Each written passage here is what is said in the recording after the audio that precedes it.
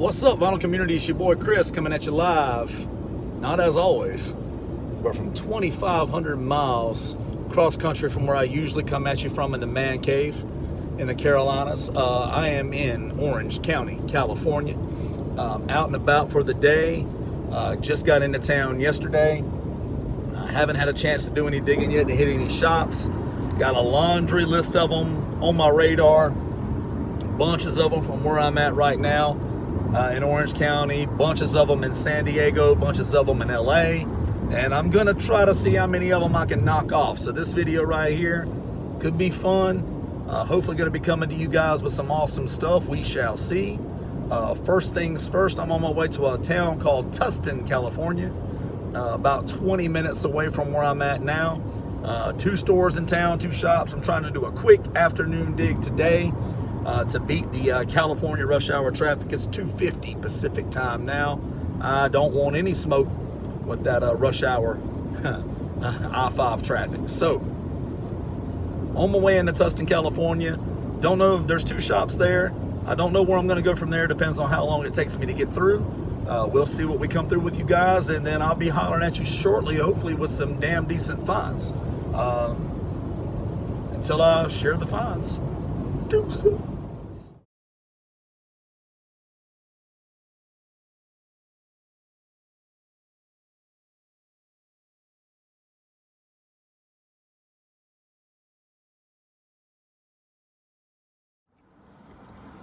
What's up, vinyl community? Your boy Chris. Just took a run into Analog Records in Tustin, California. Went in, very small spot, tiny. Looks like mostly reissues, but they've got some good used stuff. The Holy Moly wall, good stuff. A bunch of albums I've owned before. Don't get me wrong, a couple of them were tempting.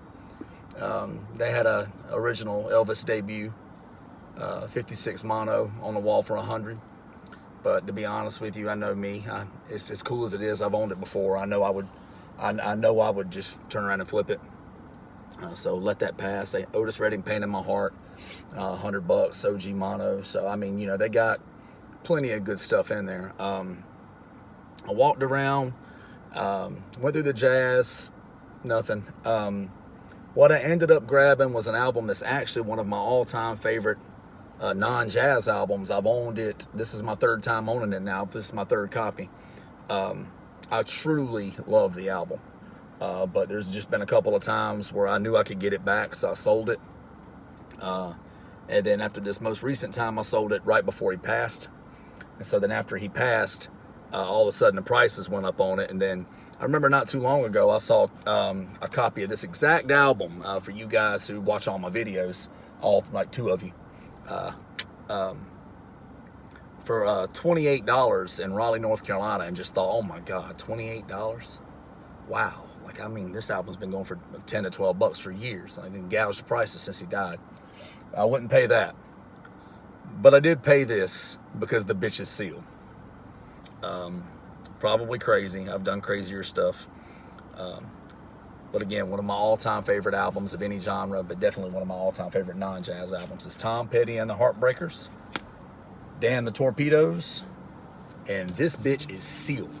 Sealed OG, verified, signed, sealed, delivered. It's got a little punch hole down here from No Doubt when it was put on the shelves years ago. But guys, I tell you, I won't go crazy exorbitant for sealed records, but if it's within a reasonable amount, and I love the album, and I get the honor of being the very first person to throw an album on an original pressing, throw the needle on an original pressing, excuse me, I'm all for it.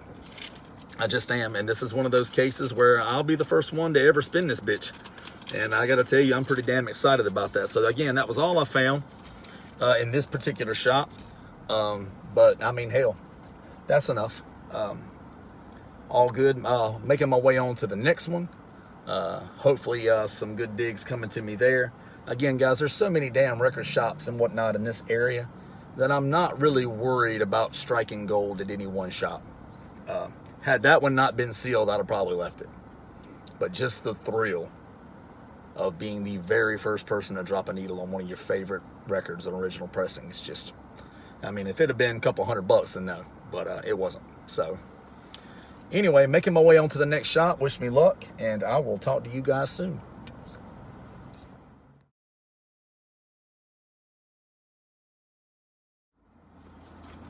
What's up, vinyl community? It's your boy Chris coming at you live as always. Well, not as always, from Southern California, from Tustin, California.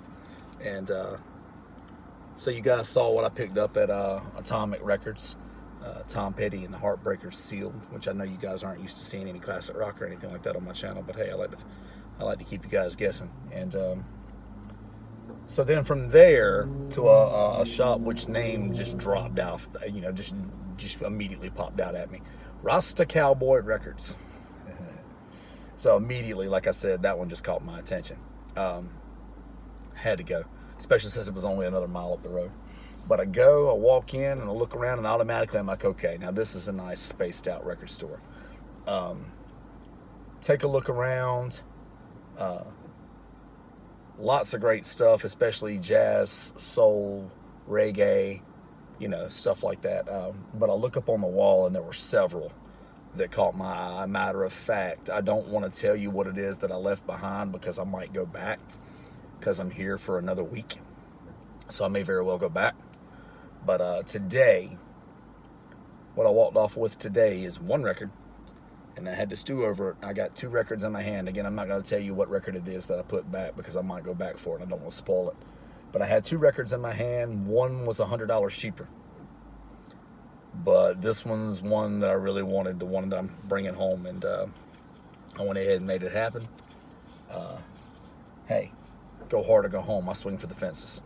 Brought home one record. Here we are. Without further ado, Horace Silver. Spotlight on drums. Art Blakey. It's the Horace Silver Trio. Horace Silver, Gene Ramey, Curly Russell, Percy Heath on bass, and Art Blakey on sticks. Oh man, I gotta tell you, phenomenal record. I love it. Wanted an original, 12-inch, because it's derived from several 10 inches for quite some time. The cover is not perfect. A little spine damage there, but I can repair that, so I'm not that worried about it. But the wax is immaculate. Splat out, original mono, RVG, Plastilite P, or the ear, deep groove, and you can eat off this bitch. That's the best part about it. After I was through with that, grabbed this record, and again, I can't even begin to tell you guys how thrilled I am to have it. After I snagged this record, I look across the street, and there's a microbrewery in California. I'm more than familiar with the microbreweries in Charlotte, Asheville, my neck of the woods. But so as soon as I saw that, I'm like, well, obviously I have to pop in and get at least a beer. And I end up popping in there, and as fate would have it, I pop in there, and I grab one beer, sit down at the table, and there's a group of young gentlemen sitting at a table eating some pizza right across from me, and I just hear one guy, one of the guys ask him, does he like South Carolina? Which, as you guys know, is where I'm from. And he started commenting about how much he actually really does like South Carolina and everything, and he kind of misses it and yada, yada, yada. So I couldn't help but introduce myself because we struck up a nice conversation, me and these three young men, all three from California originally, Southern California, but one has made his way out to South Carolina, to Columbia. And so he and I, had a really nice conversation, all four of us, and it was really cool. I just was not expecting to run into someone from South Carolina out here in Southern California. Just was not expecting it at all. So that was really cool. Awesome stuff. Buddy, I didn't get your name. Damn, what's wrong with me? I didn't get your name. But did get a handshake and an agreement to meet up if we ever run into each other anywhere out there. First round's on me, my friend. But great conversation, great stuff. A couple of really nice, tasty, hazy IPAs. And great digs. So, again, only brought home two records from these two stores in Tustin, but big ones, in my opinion. Big dogs. So, until next time, until next shop in California. Keep dropping that needle, you guys. Holler at you soon.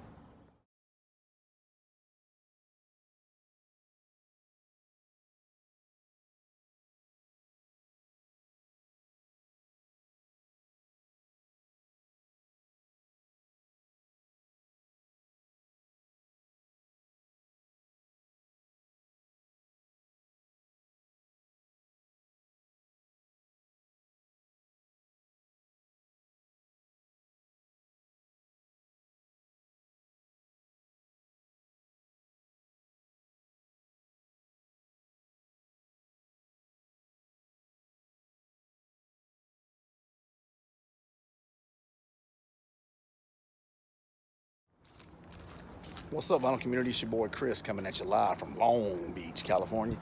Taking a walk, parked out here on the side of the road. I took my family to the aquarium, Pacific Aquarium, and on Long Beach. And now, time for Daddy to squeeze in like 15 minutes for himself. So like 10, 15 minutes of digging, and we'll see what we come up with. Wish me luck.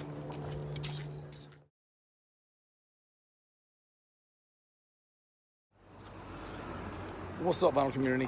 Went inside Fingerprints Records here in Long Beach, California, and a lot of new stuff. Massive rock selection, I should say.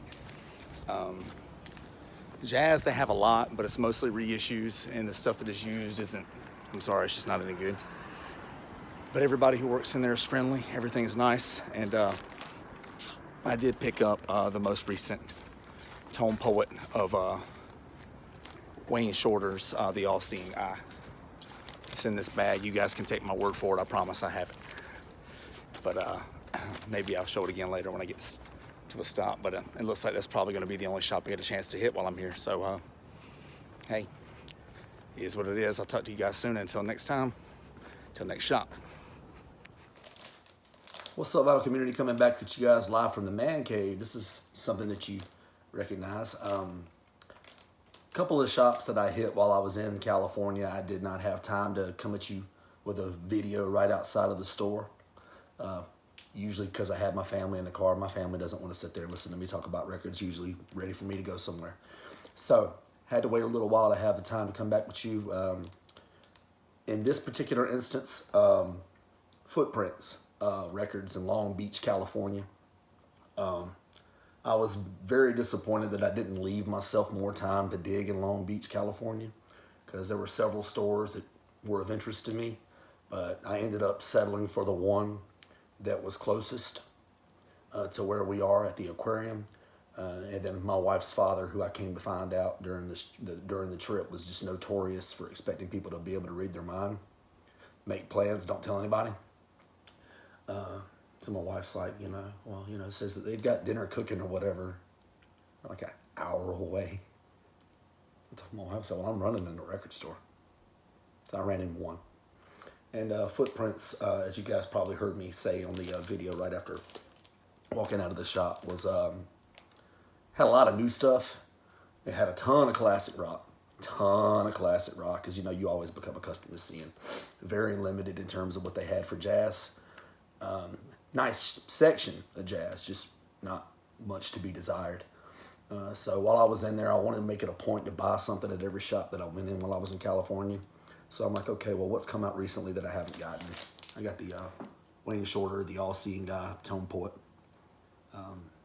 Compare it to my Liberty. See what's up with that one. And whichever one I like the best, I'll probably keep. Whichever the other one, I'll probably, pass on eventually. I hope to have an original press. I'm sure that doesn't shock any of you guys, but this is a phenomenal album. For any of you guys, if you've never heard it, if you don't have it in your collection, it's currently available for under $40. Tone Poet, get yourself a copy. If you're too broke, put it on your damn Christmas list, because Christmas is 3 weeks from now. But anyway, that's what I found at Footprints Records for you guys.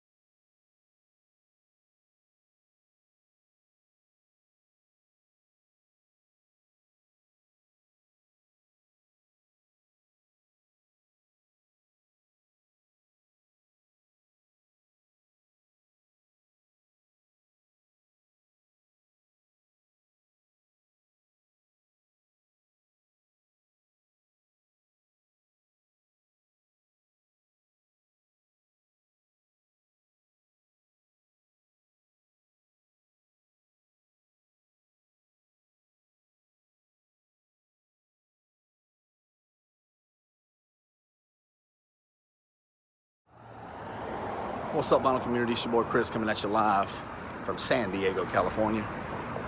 Put the question out last night to all my Instagram faithful about shops to hit in San Diego, and this one kept coming up a ton. Fingerprints Records. Get ready to get it, guys. Let's see what it is we can find. Talk to you soon, hopefully with some great finds. Deuces.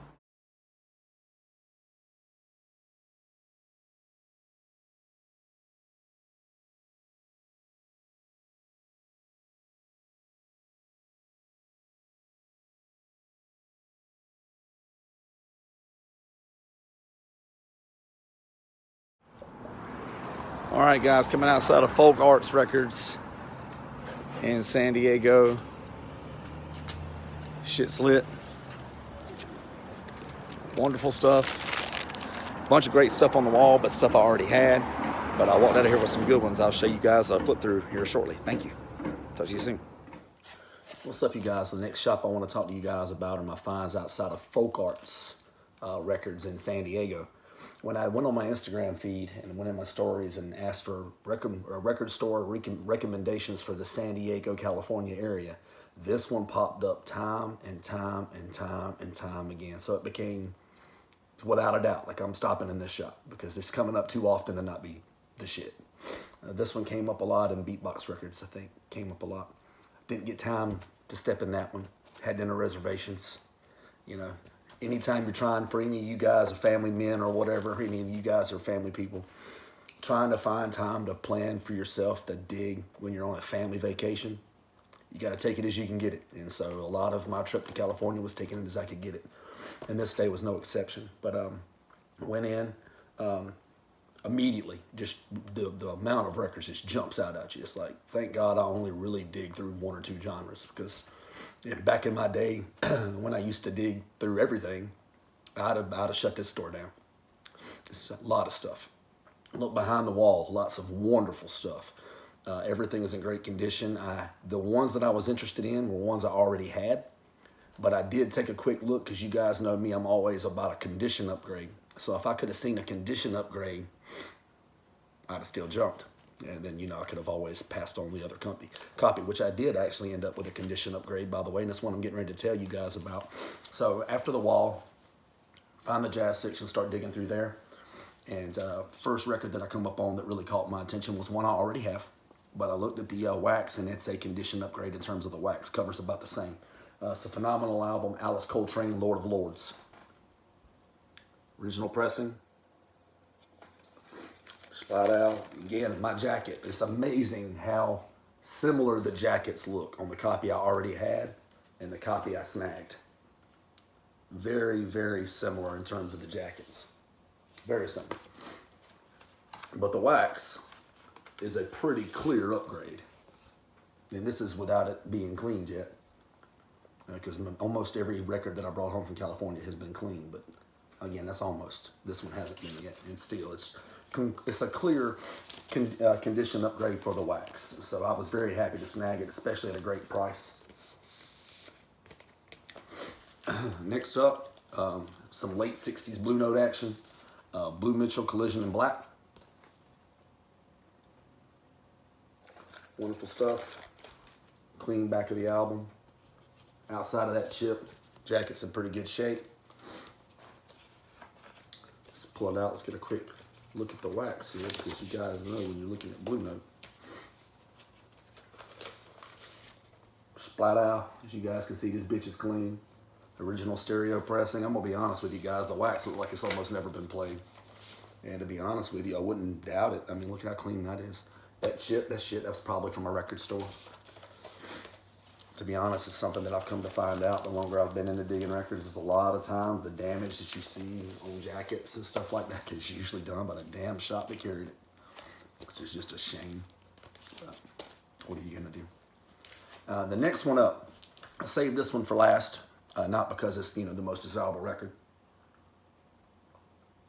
but when I walked in the shop, they were playing this record. I walked in the shop, they were playing this record, and it sounded amazing. Now, immediately, as soon as the guy said whose record it was, it made perfect sense, because the style of the saxophone, the style sounded exactly like this artist. But it's a record that I've never heard before. But I walk in,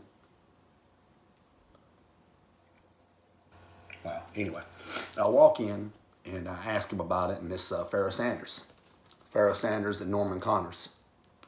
It's you know, not the oh my god most desirable Pharoah Sanders record, but I can tell you don't see it very often, and I can tell you it sounds great. 1980 or 81 release, I do believe. It's on Arista Records. So he's jamming out to that when I come in. And so I keep digging, keep listening to it. Thinking to myself about halfway through, I'm like, I'm going to get that record. Apparently they had just gotten it in the shop. They had just gotten it. And so as soon as they got it in, the guy behind the counter couldn't wait to throw it on. They had two guys. They had one guy at the front counter, and they had one guy off to the side counter that I talked to about the record. The impression that I got was that he's the guy who usually prices and eyeballs the records. Well, sometime while I was in there, and again, I got my wife and daughter waiting in the car because we got dinner reservations, so this is a quick trip. As quick as I can make it. And so I go up to the front counter to ask, hey, the Pharoah Sanders record that you guys were jamming out to when I walked in the door, is there any chance I can get that? He's like, yeah, if you give him a few minutes, he'll be back from his break, and he'll price it for you. We just got it. And, me, as respectful as I can, I was like, okay. I was like, fine. I was like, I don't want to interrupt this guy on his break. I said, no worries. Don't worry about it. I'll find it someday. I got my wife and daughter waiting in the car. We've got dinner reservations. I didn't say, hey, go get him off his fucking break and have him go price this record for me now. I didn't do that. I was like, okay, fine. I'll let it walk. Now that I know what it is, I'll just get it someday. And I guess the guy saw that he was going to miss out on some money. So he goes, hey, you know what? I'll just price it for you since you're in a hurry. Okay. Wonderful. Great.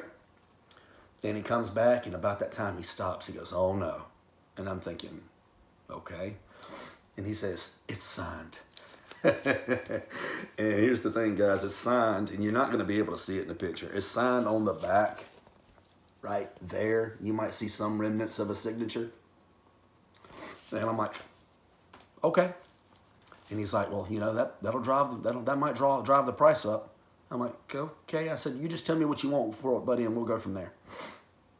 And I guess he pulls up Discogs or something real quick. He's like, it's usually like a $30 to $35 record. I'm like, okay.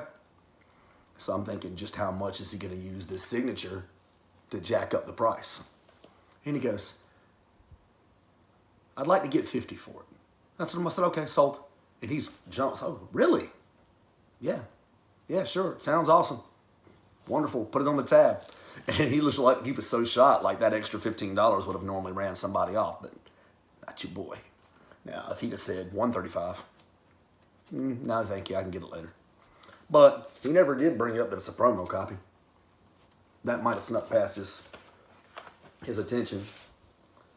But yeah, it's indeed a promo copy. So it's a promo copy, signed, which, doesn't come with a COA, but I did Google, Pharoah Sanders' signature, and it does look pretty consistent with what I found online. But again, no way I'll ever be able to verify that for sure.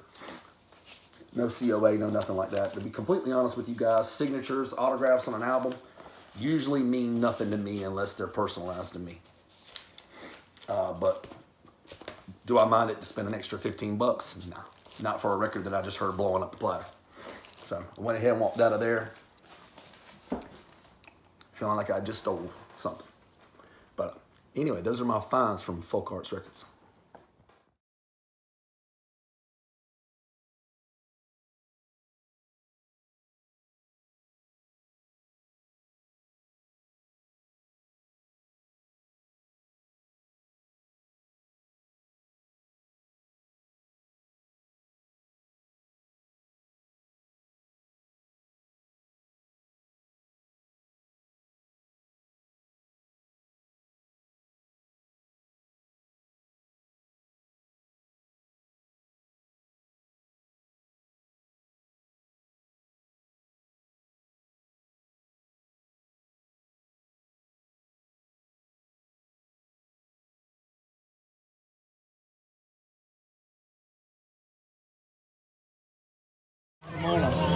Hey, you wanna go there and play in the snow?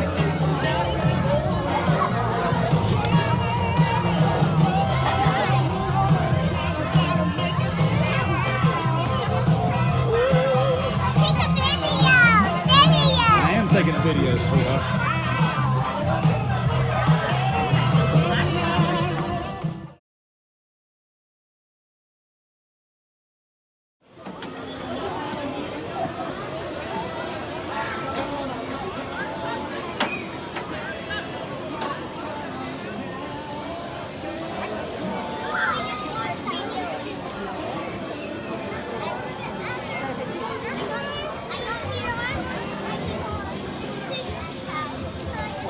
go bounce. Please remain seated at all times. Keep your shoes on. Enjoy your bounce.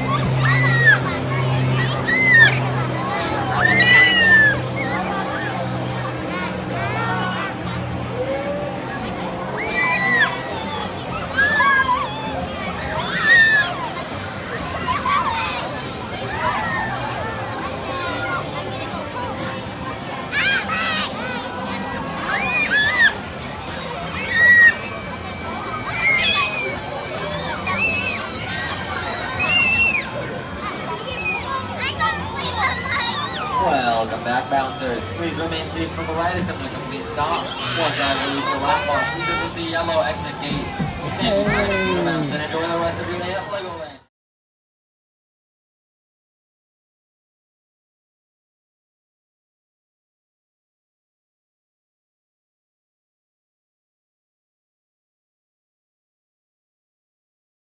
I'll do it.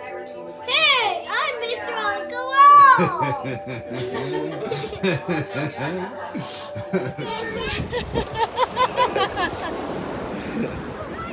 All right.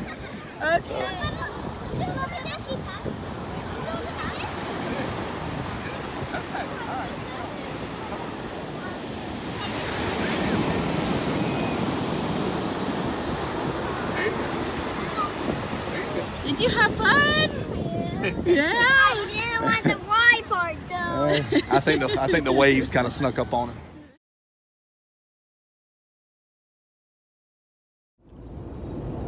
What's up, Vinyl Community? It's your boy Chris coming at you live from whatever the hell this is that I rented out here in California. Anyway, so I'm you guys might can see some view. I don't know, it's possible. Right outside of Rancho, Santa Margarita, California, on my way up to Los Angeles for the day.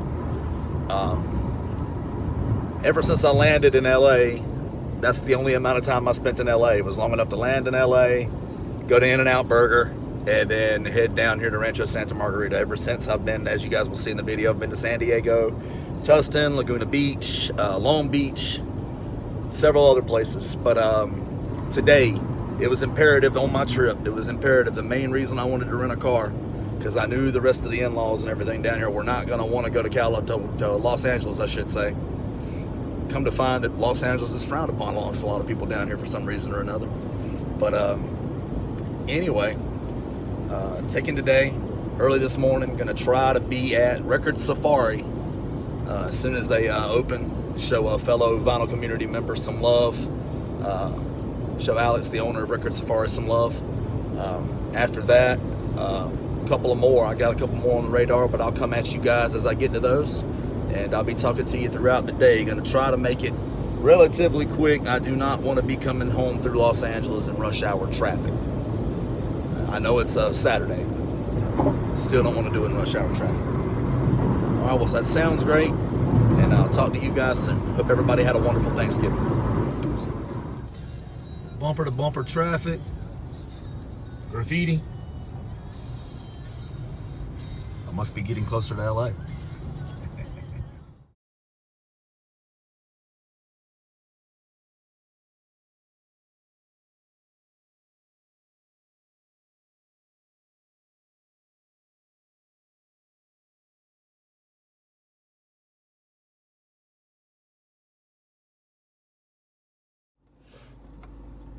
What's up, Vinyl Community? It's your boy Chris coming at you live from Los Angeles, California, in a rental car.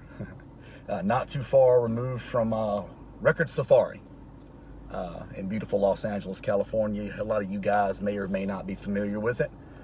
Members of the Vinyl Community. Alex, the owner, had that awesome documentary. I think he did about a year ago. Opened up brick and mortar not too long ago. Got to tell you guys, the shop is awesome. I've been wanting to go ever since he opened it up, so obviously thought it was only fair that'd be the first step that I made in LA. First stop I made in LA. What was cool was I'm rocking my Noble Records t-shirt. I got to show love to my all-time favorite record store, 2,500 miles away from home.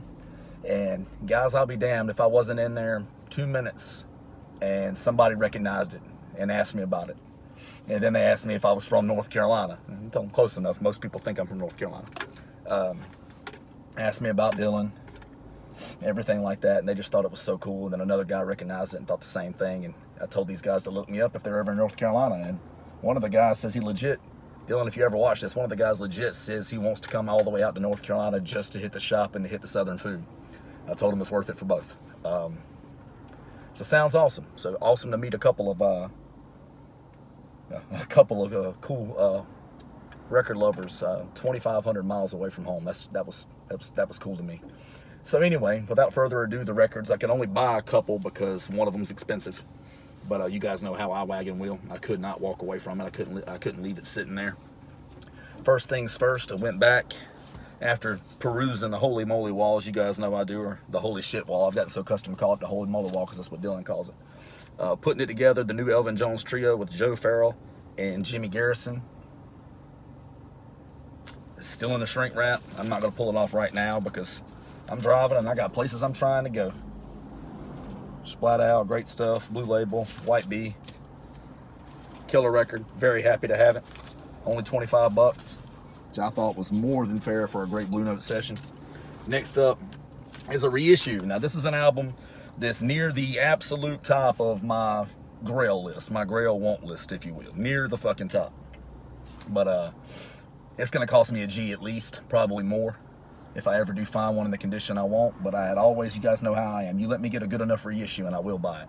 Well, these are still, to my ears, these and the SRXs are still the best two reissues I've ever heard in my life. So without further ado, it's Kenny Drew's Undercurrent. That is a massive, massive, massive Grail, as you guys can tell. And if you see the blue, like OBI, if you will, up top, it's from the original master tapes. It's mono. Everything looks OG all the way down to the very end. Like if you didn't know, you wouldn't know. You just think it was the cleanest fucking OG you ever saw, and it sounds just as good. It's guess what's referred to as a disc union reissue. Label White Bee, guys, Freddie Hubbard, Hank Mobley, Sam Jones, Louis Haynes, and of course Kenny Drew. This is phenomenal. This is must-have, essential jazz shit right here.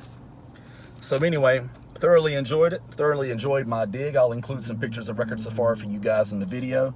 And next up, it's either gonna be Atomic or Amoeba, probably whichever one's closest. And then somewhere in there, I'm gonna grab me something to eat and a beer or two. So I'll talk to you guys soon.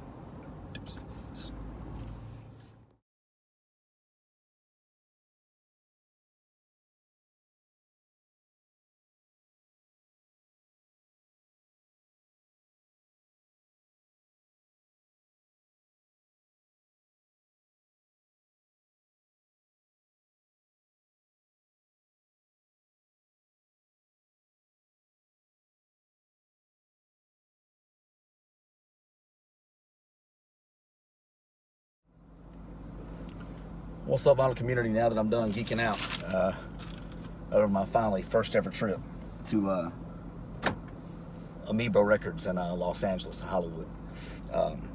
Grabbed some great stuff. Grabbed one out the bins, two off the wall. Could have grabbed plenty more, but got to make sure I fund the rest of this bad boy, and planning on hitting some more spots too, so I don't want to show up somewhere broke. So anyway, without further ado, from Amoeba Records. First, the one I grabbed out the bins. Hopefully you guys can see it in here. I'm in a parking garage. It's LD+3. So you got Lou Donaldson with the 3 sounds, Gene Harris, Andrew Simpkins, and Bill Dowdy. Wanted this one for quite a while. Wonderful stuff on Blue Note. Admittedly, did not take a look to see which copy I have, but pretty easy to judge with the stereo up there at the top. I'm just happy to have a copy and the price was good. Next up, Freddie Red, Quintet, Shades of Red. This is on my, oh my God, Grail. Hope to have an OG copy of someday list. But in the meantime, I really just want the music. And this is my mono Japanese pressing. You know, Tina Brooks, Paul Chambers, Louis Haynes. You know, of course, Freddie Redd and Jackie McLean also on alto, Paul Chambers on bass. Phenomenal record. Again, OG of it's going to cost me probably a couple grand in the kind of shape I'm going to want. So in the meantime, I'll go with that. Next up, another one in my top 5. Oh my God, have to have for an OG. Another one's going to cost me a couple thousand. I've been holding off until I could run into a really solid copy. And up there on the wall in Amoeba, Kenny Dorham, Afro-Cuban. It's a 2LP, 45 RPM, which admittedly those aren't my favorite pressings because you have to flip them so damn often, but they do sound phenomenal. So I'm thrilled to have this. Of course, record really doesn't need much introduction. It's an absolutely phenomenal session. One of my favorites of all time on Blue Note. And it's just one of those deals where it's derived, of course, I'm sure you guys probably know from a couple of 10-inch sessions. This is Kenny Dorham on Sidewood, Kenny Dorham, J.J. Johnson, Hank Mobley, Cecil Payne, Horace Silver, Oscar Pettiford, Carlos Potato Valdez, and Art Blakey. And then on side 2, Dorham, Mobley, Cecil Payne, Horace Silver, Percy Heath, and Blakey. All-time immortal jazz session, boys and girls. And then obviously I'm going to include plenty of pictures for you guys, so the shop and everything like that. But needless to say, your boy is pretty damn happy right now. LA, come in, stack of nice solid jazz records.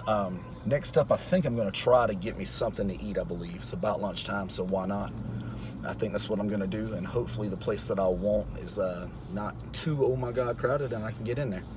I'll talk to you guys soon. Deuces.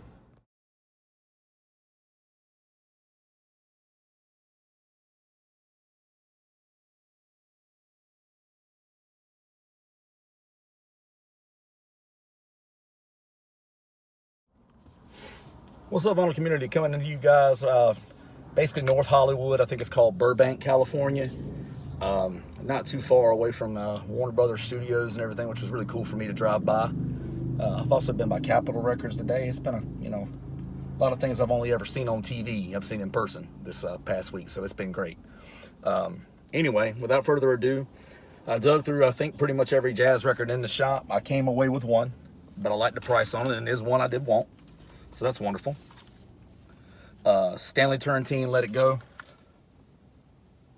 My receipt's out of the way. It's an original stereo pressing on Impulse. You guys know how it is on Impulse. Got to see that beautiful gatefold. It's crisp, it's clean, no splits, no seams, no problems. Very, very happy about it. And then, of course, if you see the gatefold, you know you want to see the wax as well. Splat out. Orange and black. Original stereo pressing again. Thrilled to have this one. A couple of really nice guys running the shop. I'd heard a lot of people, pretty much everybody I talked to when I was getting recommends for where to shop while I was out here in California. Pretty much everybody recommended this place. This came up a bunch of times. I hate that I didn't find a little more than what I found, but I did get one, and it is killer. They've got lots of awesome stuff here. Great stuff on the wall. A couple of them are ones I might would have liked to have had, but nothing more than what I've already gotten off the wall today, like Amoeba and whatnot. But very, very, very, very thrilled to have scored that here today. And I think, honestly, that that's going to do me in record stores for Los Angeles today, I believe, unless something just comes up. So, without further ado, I'm going to see if I can find me something to eat. I'll talk to you guys soon. Deuces.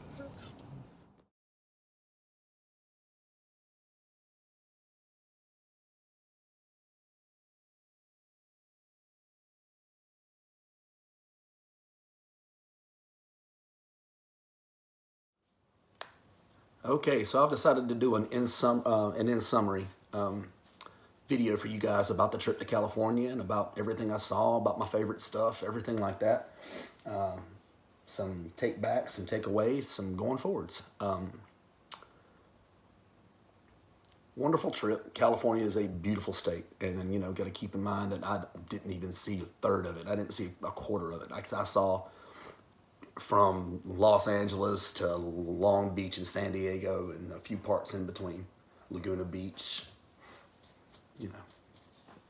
Tustin, a lot of smaller towns in Southern California, Rancho, Santa Margarita.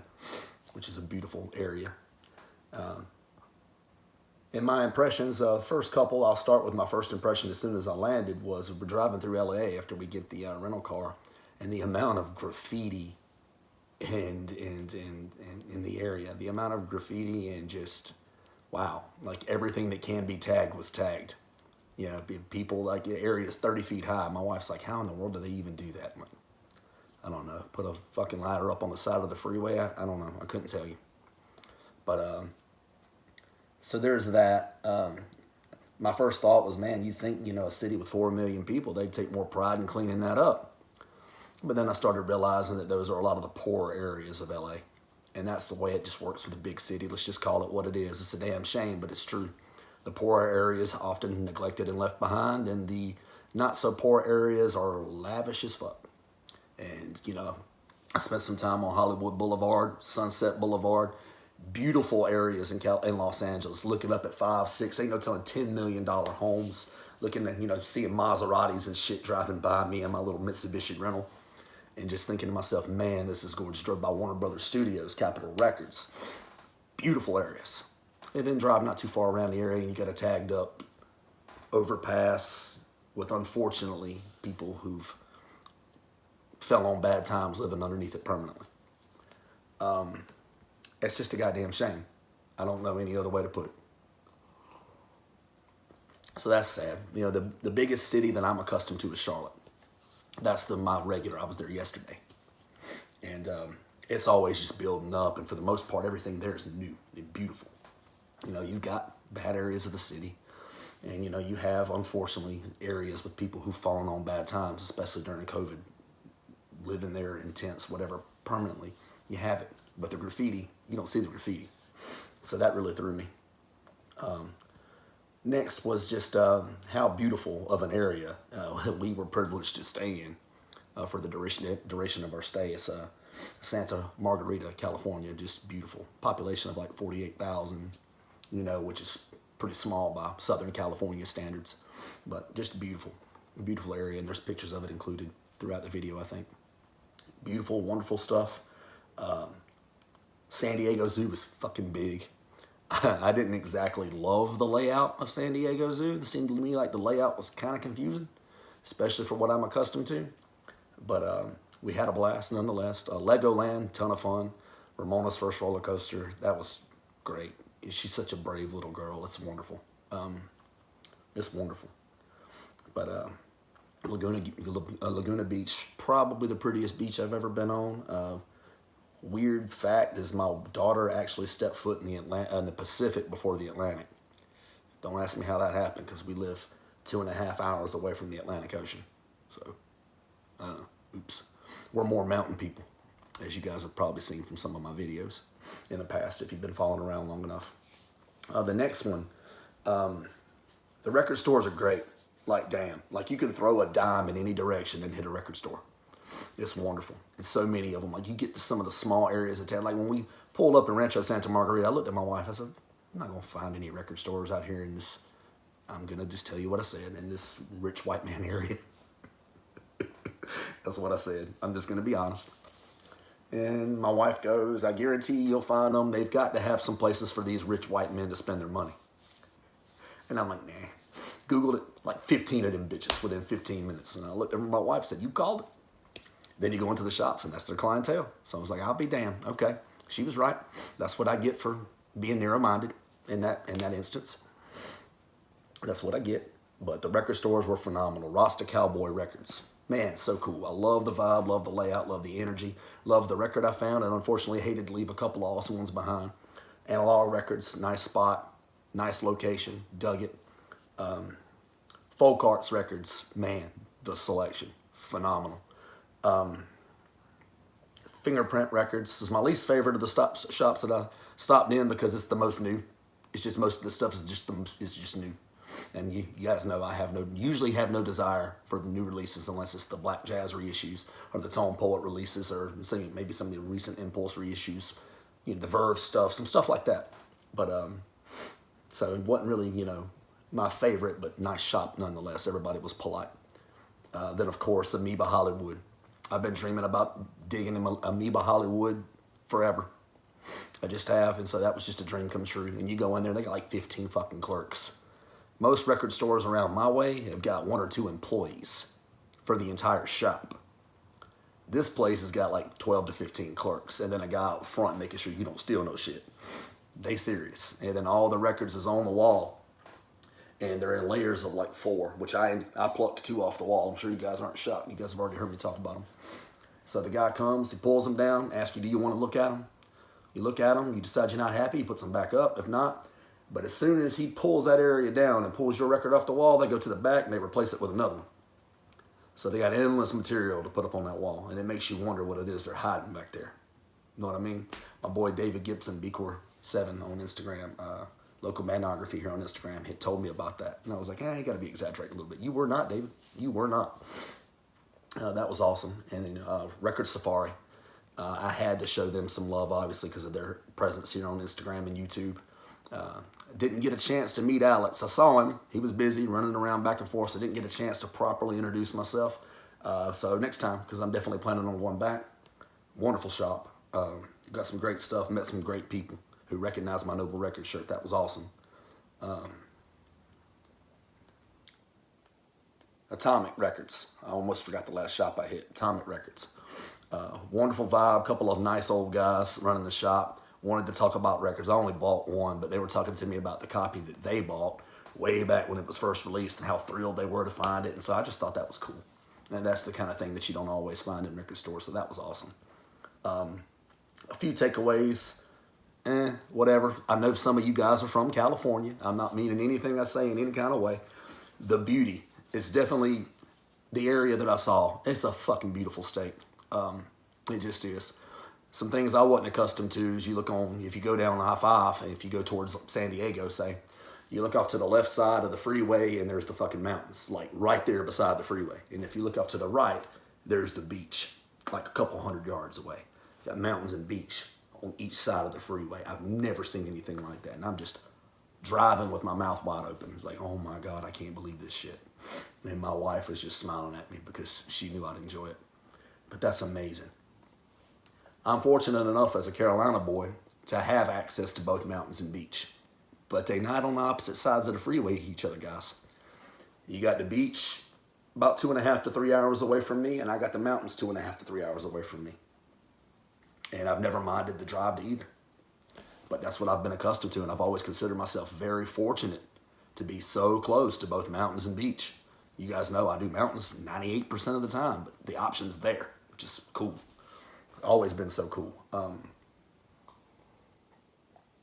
So that's awesome. The food, I tried to experience the best of the food that I could. The best food, oddly enough, was what my wife and I picked just on a search, like on a Google search. That's the most, I enjoyed the food while we were out there. You would think the locals would be able to throw us our favorite spots, but no. The best stuff was the stuff we picked. Sushi, I had sushi, Miko's sushi in San Diego. Phenomenal, wonderful. Possibly the best sushi I've ever had in my life, possibly. Had that, Coyote Cafe, wonderful Mexican dining in San Diego as well, oddly enough. Wonderful. Another one of the best spots I had while I was out there. Had some fish taco spots that were, honestly, I'm gonna be honest, just on par with what I can get in Charlotte. Same thing for burgers. We hit In-N-Out Burger as soon as we got there. Guys, five guys river dances on that shit. And I know I got some of you guys who are probably just from California watching me now, like, no way, because the one thing you learn about West Coast people, they will defend In-N-Out till their last breath. Five Guys is better. Substantially better. Especially the fries. But In-N-Out was really good. Probably top 5 fast food burger I've ever had, maybe, possibly. But overrated. I was expected to be a little disappointed. But I was, but still very good. It didn't stop me from fucking up my whole dinner. Just trust me when I tell you. But for the most part, I had some seafood on the pier at Laguna Beach thinking, man, this has got to be awesome. But right outside of Laguna Beach anyway. And disappointed. I've had better, at Irish pubs in the Charlotte area. So that was disappointing because you expecting the damn ocean's right there. This has got to be awesome. It's all right. basically, I'm sharing this section with you right now, not to shit on my California experience, but just telling you guys, if you're anything like me, I've spent so much time in my life, like I can't wait to go to Maine. I bet the lobster's phenomenal there. Or I can't wait to go to New Orleans. I bet the Cajun food and everything's phenomenal there. A lot of times, guys, if you just take the time to branch around your area and branch out and look and do some research and some homework and look into the spots, you can find the best stuff right in your own damn backyard. And I've been fortunate enough to find it over the years because I'm not a Chili's guy. But yeah, so at Roscoe's Chicken and Waffles in LA, it always wanted Roscoe's Chicken and Waffles. Had it. Phenomenal. But I've got just as good 15 minutes up the road. Just as good, if not better. Don't have to go 2,500 miles for Roscoe's. But it was phenomenal.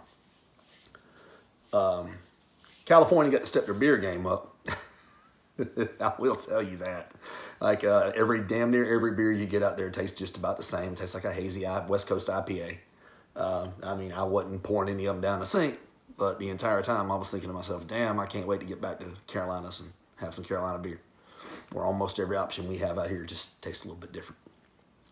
Matter of fact, we landed in Charlotte after a full day of traveling, and the very first thing I wanted to do was not to go get something to eat, but was go sit down and get myself a North Carolina beer. And I did that. Sycamore, Tropical Kush, just, again, phenomenal beer. But this is a great beer state, great beer area. If any of you guys ever want to visit out here, holler at me and I will give you the tour. Thoroughly enjoyed my experience in California. Never could get accustomed to the West Coast time, so didn't sleep hardly the entire time I was out there, even though I was out there 11 days. So you'd have thought I'd have gotten more than accustomed and, you know, suffered the effects when I got back. But no, not really. I never got accustomed, so it never threw me off. It was my first time out there.